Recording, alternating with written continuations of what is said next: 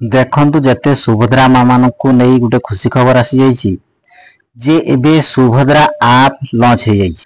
जो माने form apply कला समय रे ओटीपी किंबा केवाईसी देई नथिले एवं 17 तारिख दिन किस्ती पाई नथिले सेही माने एही सुभद्रा आप माध्यम रे आपण निजर केवाईसी ऑथेंटिक करि परिबे एवं एक केवाईसी करबा द्वारा आपण को टंका प्रथम किस्ती आपण पाई परिबे।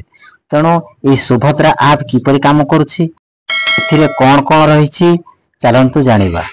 आउ जेउ माने भी चाहुचंती किपरि केवाईसी हेबो सुभद्रा आप रे आपण कमेंट करंतु आपणकर केवाईसी निश्चित हे जो।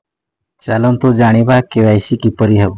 देखंतु आपण केवाईसी करबा को गले प्रथमे आपणकर आधार कार्ड नंबर टी दरकार हेबो। तेणु आपण जेउठी कि भी केवाईसी यही सुभद्रा योजना आप माध्यम करबा चाहते प्रथमे आपण कोन करिवे ना आपनकर आधार कार्ड को नेकी जीवाकू पड़िबो। तेणु आपण कोन करिवे ना आधार कार्ड नै आधार नंबर दे देबे। आधार नंबर देला परे प्रोसीड टू ई केवाईसी जोडा आधार ई केवाईसी कला परे आपण को एई भेला बळे इंटरफेस हेबो ना ओटीपी द्वारा करिवे ना फेस स्कैन। आपण ओटीपी माध्यम रे करबा चाहते ना फेस स्कैन।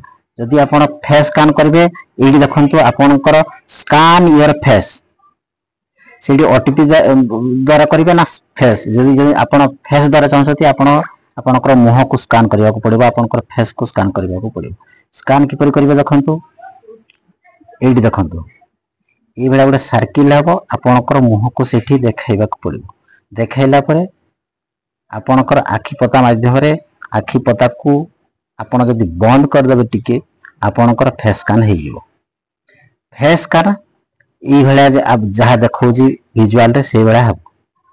आउ एहा पर कोन ना एहा पर देखंतु गुटे नोटिफिकेशन पळाइबो ना ई केवाईसी वेरीफाइड सक्सेसफुली आपनकर ई केवाईसी वेरीफाइड सक्सेसफुली बोली एडी लेखा आसी जिवो। ई लेखा टिके देखंतु।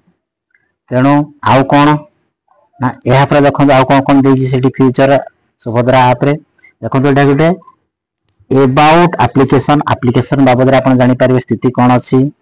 आउ कोन देछि ना प्राइवेसी पॉलिसी देछि।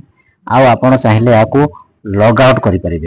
एक गुडी को होछि एही सुभद्रा आप रो फीचर। तेणु आपण अति सहज रे आपण कोन करि परिबे ना सुभद्रा आप रे ई केवाईसी करि परिबे।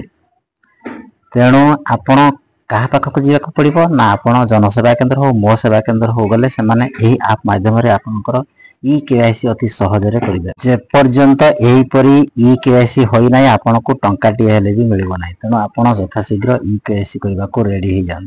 जदि एही वीडियो टी आपन मान को भल लागिछि लाइक करंतु नुआ देखतरे चैनल को सब्सक्राइब करंतु एवं वीडियो को जते पर्यंत पारते शेयर करंतु। रहिली जय जगन्नाथ।